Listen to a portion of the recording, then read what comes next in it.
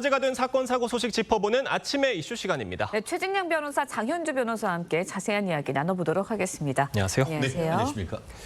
앞서 전해드린 대로 시흥시 흉기난동 사건의 용의자 중국 동포 차철남이 경찰에 체포돼 범행 동기 등 관련 조사가 진행되고 있습니다.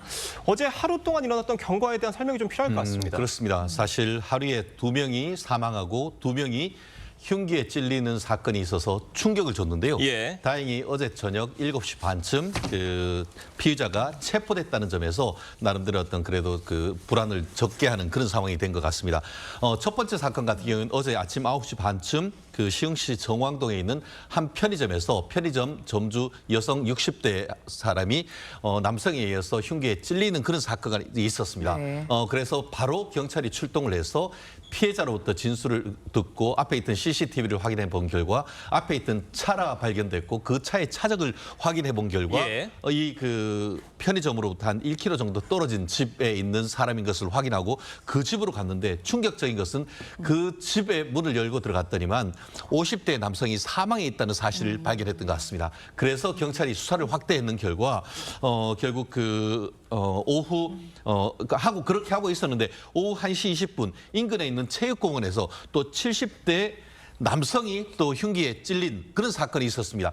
경찰이 그 피해자로부터 진술을 받으면서 가해자가 누군지 특정이 된 것입니다. 예. 그래서 그 가해자의 주소를 확인을 해봤더니만 9시경에 있었던 첫 번째 사건, 그러니까 편의점 바로 길 건너편에 이 차철남이 주소가 있다는 것을 발견했는데 거기에서 확인을 해봤더니만 거기에도 또 50대 남성이 사망해 있는 사건을 확인을 했고 계속 추적한 결과 아까 말씀드린 것처럼 저녁 7시 반쯤 안산 시와우 인근에서 용의자로 보이는 차철남 씨를 체포했다는 그런 경과인 것 같습니다. 네, 이번 사건 범행 동기가 무엇인지가 쟁점이 될 것 같은데 일단은 2명을 살해하고 2명의 흉기를 휘두른 용의자 차 씨가 어떤 범행 동기로 이 피해자들과 어떤 관계가 있었던 건가요? 일단 편의점 점주 60대 여성 피해자의 진술을 들어보면요.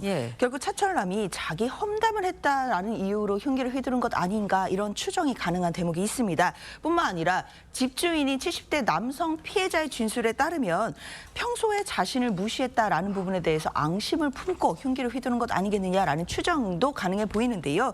특히나 어제 오후 8시 32분 정도에 시흥 경찰서로 압송되면서 차철남이 기자들의 관련 질문을 받고 경제적인 거래가 있었다. 돈을 꺼줬는데 그거 12년 동안 갚지 않았다라는 주장도 지금 했거든요. 그렇기 때문에 말씀드린 것처럼 피해자 4명 중에 지금 2명이 사망한 참혹한 사건이기 때문에 범행 동기에 대한 부분은 철저하게 밝혀져야 될 것 같습니다. 지금 사망한 2명, 이 2명은 사망한 지 며칠이 지난 것으로 지금 경찰은 보고 있다고 합니다. 그렇습니다. 좀 끔찍한 사건인데요. 아침에 말씀드리기조차도 좀 꺼려지는 사건입니다만 말씀드린 것처럼 그 두 분이 어떤 사체가 발견됐었는데 일정 부분 부패가 진행된 듯한 그런 내용인 것 같습니다.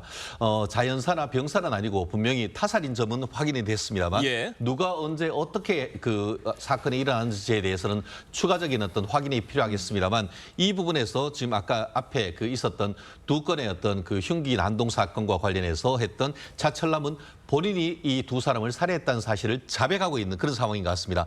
다만 보다 명확한 동기와 일시 그리고 또 사망 원인을 밝히기 위해서 경찰은 국립과학수사연구소에 이 사체에 대한 부검을 의뢰했다라고 하는데요. 추가적인 상세한 것은 경찰이 수사가 필요한 상황인 것 같습니다. 네, 그런데 이제 경찰은 용의자 차철남을 한 10시간 정도 만에 체포를 했습니다. 그러니까 오전에 흉기를 휘두른 다음에 오후 저녁 7시가 넘어서 체포가 됐거든요. 그렇다 보니까 그 사이에 다른 오후에 있었던 그런 흉기를 휘두른 그 사건을 막을 수 있지 않았을까? 조금 더 빨리 검거가 됐다면 그런 아쉬움이 좀 있는 것 같아요. 그렇죠. 사실 차철남이 검거된 게 최초 신고로부터 한 10시간 정도 지난 한 7시 30분 정도였습니다. 그렇기 때문에 조금 더 빠르게 검거가 됐더라면 어땠을까라는 아쉬움도 남는데요. 특히 그 10시간 동안에 인근 지역 주민들 정말 불안에 떨어야 했습니다. 게다가 경찰은 차철남의 행방이 묘연해지니까 이제 수배 전단도 만들어서 공개 수사로 전환 전까지 했었는데요. 그래도 10시간 만인 7시 24분 정도의 차철남을 검거했습니다. 그리고 그 기간 동안에는 시흥시청에서 추가 범행도 우려를 해서 지역 주민들에게 외출 자제하고 집에서 안전을 유의해달라 이런 또 문자까지 보냈었기 때문에 검거되는 순간까지 지역 주민들이 불안이 상당했다라는 점도 말씀드려야겠습니다. 네, 알겠습니다. 다음 소식 짚어보겠습니다. 윤석열 전 대통령의 내란 사건 재판을 이끌고 있는 지규현 부장판사가 민주당이 제기한 자신의 유흥주점 술 접대 의혹을 부인을 했습니다. 그러니까 지규현 부장판사 입장을 보면 의혹이 제기된 내용은 사실이 아니고 뭐 그런 데를 가서 접대를 받는다는 생각을 해본 적도 없다. 그리고 나에게 삼겹살에 소맥 사주는 사람도 없다 이렇게 얘기를 했어요. 이거 좀 어떻게 들으셨습니까? 그렇습니다. 사실 어제 오전 이제 재판이 시작하기 전에 공개된 법정에서 이런 얘기를 하는 상황 자체가 참 초현실적이다라는 생각이 드는데요. 네 가지 정도를 얘기하는 것 같습니다. 첫 번째, 민주당이 제기하는 의혹 자체가 사실이 아니라는 점. 그리고 두 번째 같은 경우에는 중요한 재판이 진행되는 과정에서 판사에 대한 뒷조사 이렇게 하는 것은 하면서 의혹을 제기하는 것은 부적절하다. 더불어서 이런 그 공격에 대해서 재판부가 하나하나 적극적으로 대응하는 것 자체가 재판에 영향을 미칠 수 있는 부분이 있기 때문에 이 부분에 대해서는 일일이 대응하지 않겠다라는 그런 점을 밝혔고요.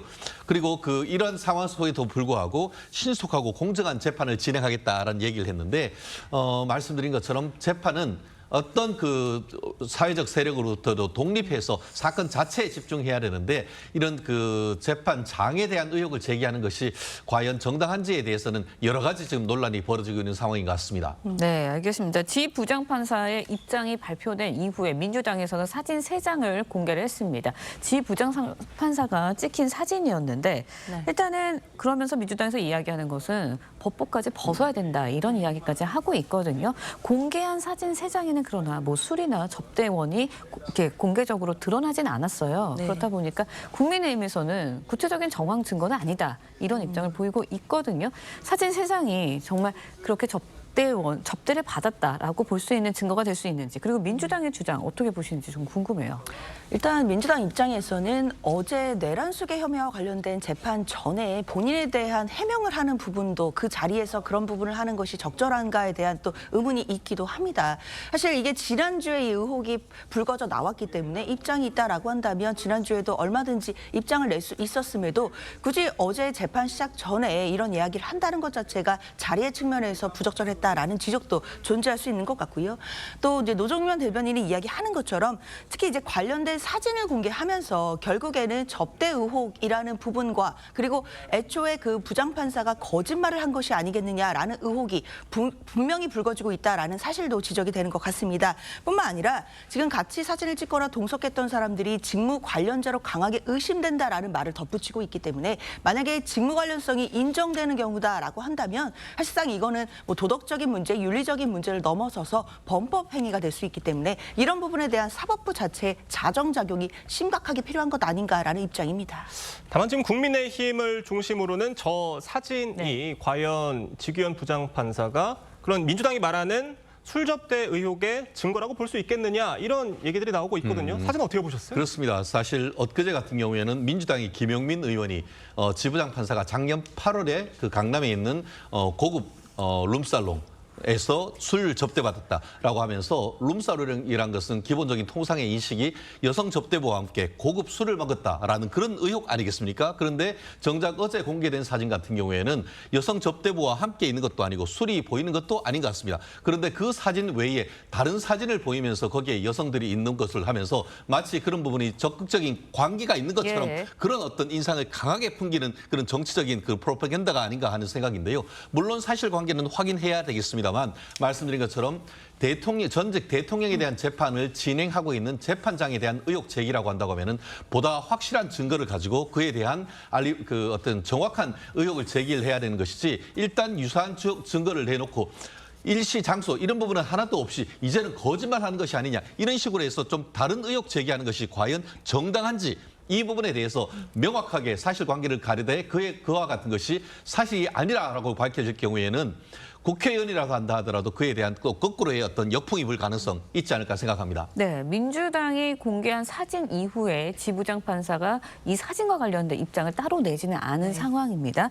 일단은 일각에서는 이게 너무 사법부 흔들기가 아니냐, 도를 좀 넘어선 거 아니냐 이런 지적들도 있는데 그거에 대해서는 어떻게 생각하세요? 그렇죠. 일각에서는 또 지 부장판사에 대해서 사실상 좌표찍기 아니냐, 뭐 공격이 아니냐, 뭐 이런 주장도 있을 수 있겠다라는 생각은 드는데요. 일단 민주당의 기본적인 원칙은 사법부가 그 훼손된 신뢰를 스스로 자정할 수 있고 또 스스로 회복할 수 있는 기회를 준다라는 취지입니다. 그렇기 때문에 지금 대법원 윤리감사실이 감사에 돌입했다라고 하는데 그 감사도 사실상 좀 더 신속하게 적극적으로 이루어져서 국민들이 납득할 수 있을 만한 결과를 내야 된다라는 것이 민주당의 입장이고요. 만약에 그렇지 않다라고 한다면 민주당이 뭐 추가적인 자료나 추가적인 입장을 낼 가능성도 있기 때문에 사태의 추이를 좀 더 지켜봐야 될 것 같습니다. 네, 최진영 변호사, 장현주 변호사 두 분 말씀 여기까지 듣겠습니다. 감사합니다. 고맙습니다.